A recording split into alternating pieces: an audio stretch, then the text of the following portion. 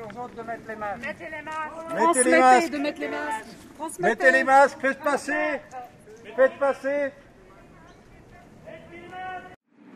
D'abord, j'attends qu'on relaye un petit peu plus qu'on ne le fait actuellement l'information qui n'a pas assez circulé du lien qui existe entre l'OMS et l'AIEA, qui empêche l'OMS d'informer sereinement à propos de ce qui devrait être sa mission, c'est-à-dire le suivi des populations qui ont été touchées par la catastrophe de Tchernobyl. Et ça me semble important aujourd'hui où nous commémorons l'anniversaire de l'explosion de Tchernobyl.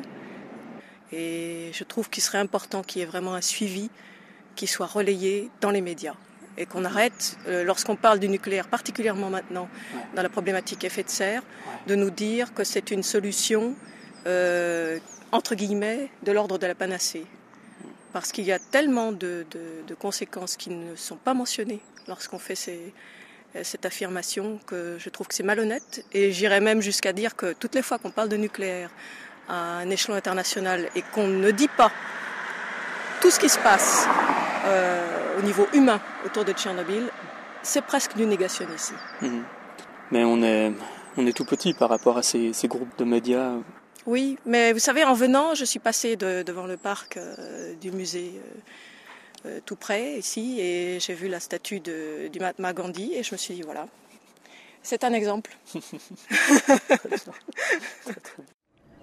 L'OMS comprendra qu'elle ne peut pas continuer sa politique actuelle, que cette politique de complaisance vis-à-vis donc du lobby du nucléaire qui entraîne une négation des dégâts qui ont été faits à Tchernobyl, à toute la population de la région, sera qu'ils arrêteront dans cette optique-là et qu'enfin ils pourront faire leur travail, parce que le fait de nier toute cette partie entraîne la décrédibilisation de l'OMS, et c'est bien dommage parce que nous avons beaucoup besoin de l'OMS. La santé, c'est un enjeu majeur et il faudrait vraiment que l'OMS soit une voix écoutée et entendue. Ils ont des moyens que les petites communautés locales n'ont pas, donc ils sont très importants et j'espère qu'ils vont nous entendre et que dans le cadre évidemment de l'ONU, on sait ce que c'est avec tous les enjeux des gouvernements, ils vont changer d'attitude et dénoncer cet accord avec l'Office de Vienne et retrouver leur liberté d'action. On a besoin d'en avoir confiance, oui. D'avoir confiance en l'OMS, c'est vraiment important. Tout à fait. Actuellement, c'est vrai que moi, j'ai plus très confiance. Je veux dire, quand j'ai vu les statistiques qu'ils ont sorties sur les effets de Tchernobyl sur la population de la région autour de Tchernobyl, je me dis, mais quand ils nous donnent d'autres informations, qu'est-ce que ça veut dire, hein? On ne sait pas. On ne sait pas. On ne peut pas comprendre comment encore ils peuvent jouer à dire 52 morts, quoi. Hein, avec les 800 000 liquidateurs, enfin 6 à 800 000, quoi. Hein. Comment on peut encore... Tu ne penses pas que ça va se retourner contre eux, finalement à mentir comme ça, si, je pense quand même, hein, à la longue. Mais bon, pour l'instant, ça fonctionne encore. Hein. Ouais. Le jeu fonctionne encore, quoi. Hein. Avec les médias de son côté, c'est... Voilà, c'est ça. Hein. C'est facile, Il faudrait que les médias donnent vraiment la parole à la controverse, quoi. Hein, pour que les gens, l'opinion publique, puisse se faire une opinion vraiment le plus près possible de la réalité, quoi, de Tchernobyl. Hein. D'où l'importance de l'action. Oui, tout à fait. Mine de rien, depuis un an, eh bien, tous les dossiers donnés, ne serait-ce qu'au personnel de l'OMS, hein, ce sont des petites fissures, c'est de l'information, donc ça a de la puissance, mine de rien, même si c'est petit, quoi.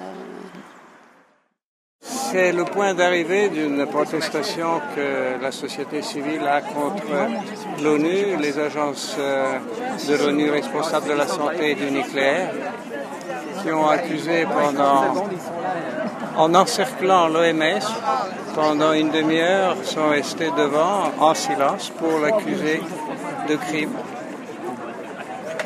de non-assistance aux populations en danger.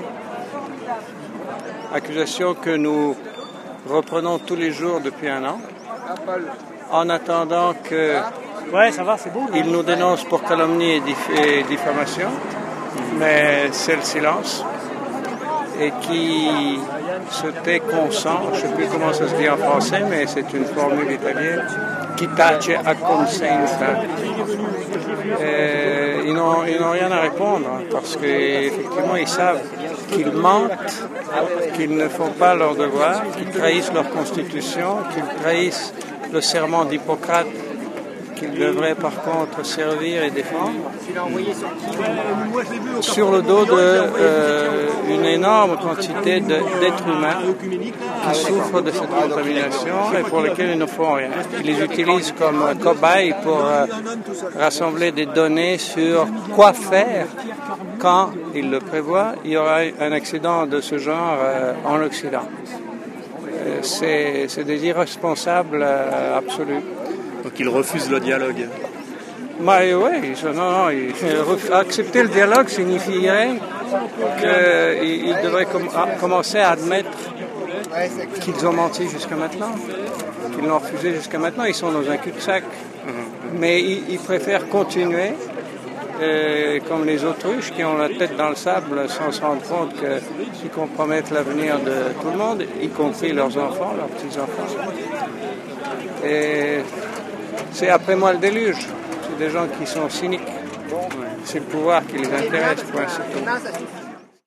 Nous vous proposons une minute de silence devant ces fleurs et ces visages anonymes.